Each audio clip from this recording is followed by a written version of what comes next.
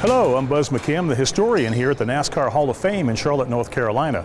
This facility opened in May of 2010, and it's a shrine to the history of NASCAR, which is the #1 form of auto racing in the United States. We have several historic cars here on the Glory Road section of the Hall of Fame, and we can take a tour of some of the more prominent cars that have played a big part in the history of the sport.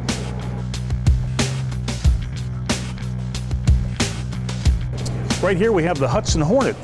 The Hornet was produced in the early 1950s. The Hudson Motor Company was the first automotive manufacturer to show interest in NASCAR racing. They were a tremendous car, as you can see, very aerodynamic for the time. They had a flathead 6-cylinder engine, and it was the first supercar of NASCAR. It won 3 straight championships in 1952, 53, and 54. And then the Fords and the Chevys got involved in the sport, and the big V8 engines came in, and kind of, you know, the Hudsons had seen their better days.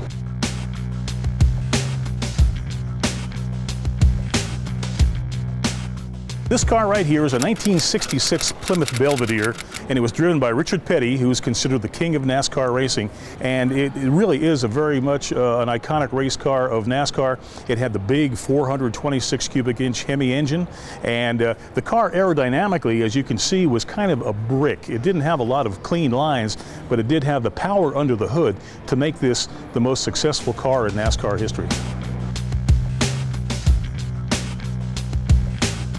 This was the first 200-mile-an-hour car in NASCAR, and also it was one of the most iconic cars in the history of the sport, and it ran well over 250 miles an hour and set 54 speed records.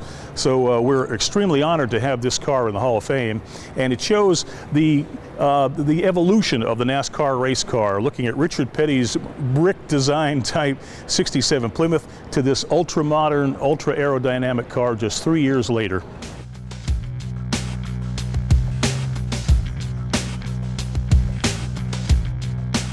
This is a 1984 model Chevrolet Cavalier, and you can see how incredibly low and wide and sleek these cars are.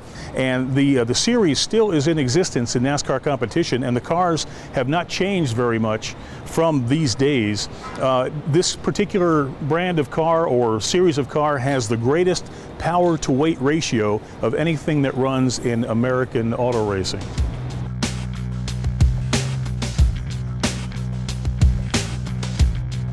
This is the 1996 Chevrolet Monte Carlo that was driven by Dale Earnhardt, the Intimidator. And a lot of people consider him the greatest NASCAR driver that ever lived.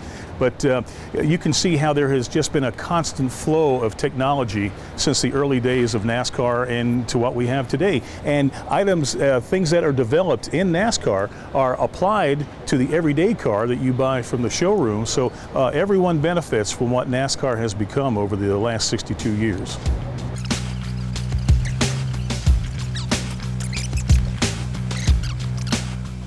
This car behind me is the last stop on the Glory Road, if you will. It's the 2008 Chevrolet Monte Carlo. You can see the big wing across the back of the car, and that was taken off last year and replaced with the traditional spoiler.